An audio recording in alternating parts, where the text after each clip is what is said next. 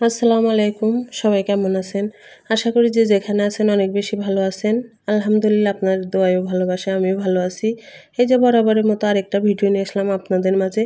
তো যে যেখান থেকে দেখতেছেন বা দেখবেন প্লিজ একটা লাইক দিয়ে কন্টিনিউ করবেন।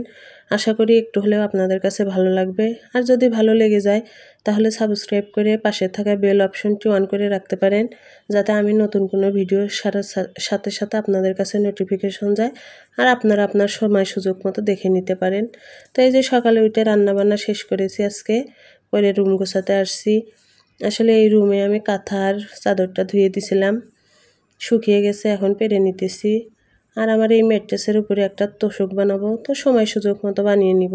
যেহেতু এই রুমে কেউ থাকে না তার জন্য অত জরুরি মনে করি না, কিন্তু তোশক না পারলে আপনার চাদর আর কাঁথা ঘুচে যায়, ভালো লাগে না, কেমন দেখা যায়।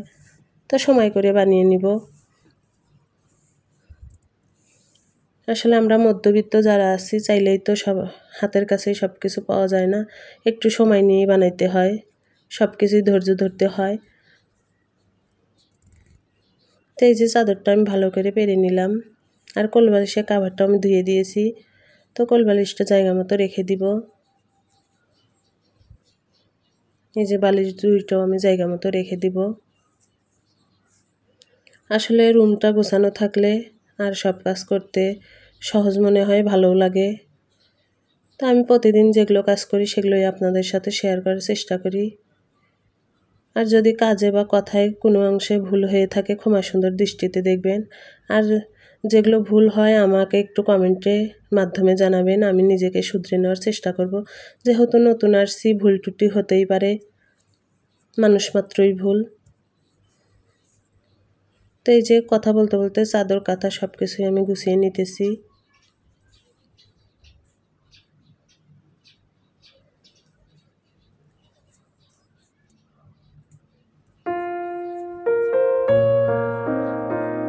তো এই যে সুন্দর করে পেরে নিলাম চাদরটা।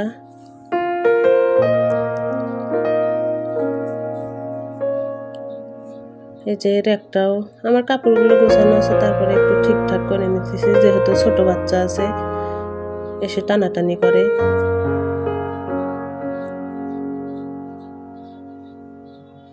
এখন ঘরটা ঝাড়ু দিয়ে নিব।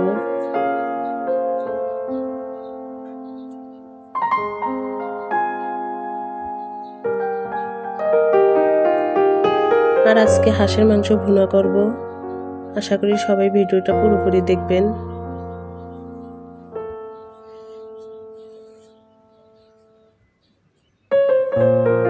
এই যে দেখুন রুমের ফাইনাল লুক। আসলে রুমটা গোছানো থাকলে মনের ভিতর শান্তি পাওয়া যায়। আর এই যে ওয়াশিং মেশিনে আমি কিছু কাপড় ধুইছিলাম, সেগুলোই এখন উঠিয়ে নিব। আর আমার হেল্পিং হ্যান্ড ছিল, আপাতত নেই। আর কেন নেই পরে অন্য কোনো এক ভিডিওতে আপনাদের সাথে শেয়ার করব।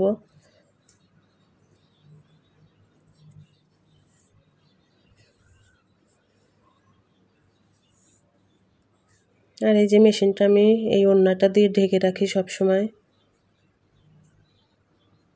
আর উপরে একটা এই যে আর্টিফিশিয়াল ফুল রাখলাম। আর এই যে আমার হাজব্যান্ডের গেঞ্জিগুলো আমি বেলকনিতে দিব, যেহেতু ওয়াশিং মেশিনে আপনার অনেক শুকিয়ে যায়, বেশি আর শুকানো লাগে না, বাতাসেই শুকিয়ে যাবে, তার জন্য গেঞ্জিগুলো বেলকনিতে দিলাম। আর কিছু কাপড় ছিল ছাদে দিছি, ওগুলো আর আপনাদের সাথে শেয়ার করি নাই।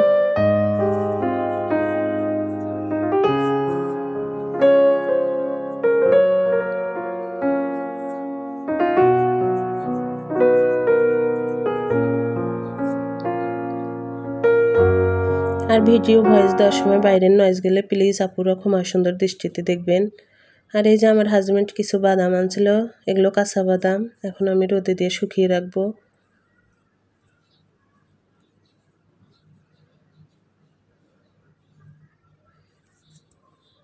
আর এখন চলে আসলাম রান্না করতে। আজকে হাঁসের মাংস রান্না করব। আর দুই আপুর কমেন্ট পড়ে নিতেছি। রত্না লাইফস্টাইলে ব্লগ থেকে রত্না আপু জিজ্ঞেস করেছিল এই কড়াইটার দাম কত। আসলে আপু এই কড়াইটা আমি অনেক দিন হলো নিয়েছি, 300 না 350 টাকা নিয়েছিল, আসলে আমার মনে নাই। তো আপু ভিডিওটা দেখলে বুঝতে পারবে। আর এক আপু কমেন্ট করেছিল এত সুখী ব্লগ থেকে। ওই আপুটা বলছিল, আপু তোমার ভিডিও অনেক ভালো লাগে, তো এত ছোট ভিডিও করো কেন, আর একটু বড় করো। তো আপু, আমরা যেহেতু নতুন, আমাদের ভিডিওগুলো তো অত মানুষ দেখে না, তো ধীরে ধীরে বড় করব আপু, তোমরা এভাবে পাশে থেকেও ভালোবাসা দিও। যেহেতু নতুন আসছি, শিখতেছি, শেখার তো কোনো ভুল নেই, ধীরে ধীরে বড় করব। আর তোমাদের এত সুন্দর সুন্দর কমেন্ট পাইলে তো অনেক ভালো লাগে। আর তোমরা এভাবেই আমাকে ভালোবাসা দিয়ে পাশে থেকো। তোমাদের ভালো ভালো কমেন্ট পড়তে ভালো লাগে, উত্তর দিতেও ভালো লাগে, আর আমার ভিডিও করার উৎসাহ বেড়ে যায়। তো এই যে কথা বলতে বলতে আমি এই যে মশলাগুলো কষিয়ে নিতেছি, মশলাগুলো দিয়ে দিলাম। এই যে এখন কষিয়ে নিব। তো এখানে সব ধরনের মশলাই দিয়েছি, আপুরা তো দেখতেই পেলে, তোমরা তো রান্না করতে পারো, তো আমি যেভাবে করি সেটাই তোমাদের সাথে শেয়ার করি। তো এই যে মশলাগুলো ভালো করে কষিয়ে নিচ্ছি। আসলে মশলা যত ভালো করে কষানো যায় তরকারির টেস্টটাও তত ভালো আসে। এই যে মাংসগুলো দিয়ে দিলাম, দিয়ে মশলার সাথে একটু ভালো করে মেখে নিব।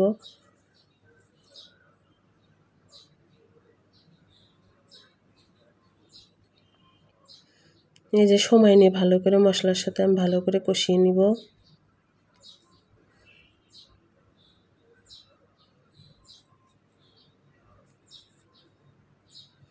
এই যে এখন পানি দিয়ে দিলাম, আর আমি গরম পানি দিয়ে দিলাম।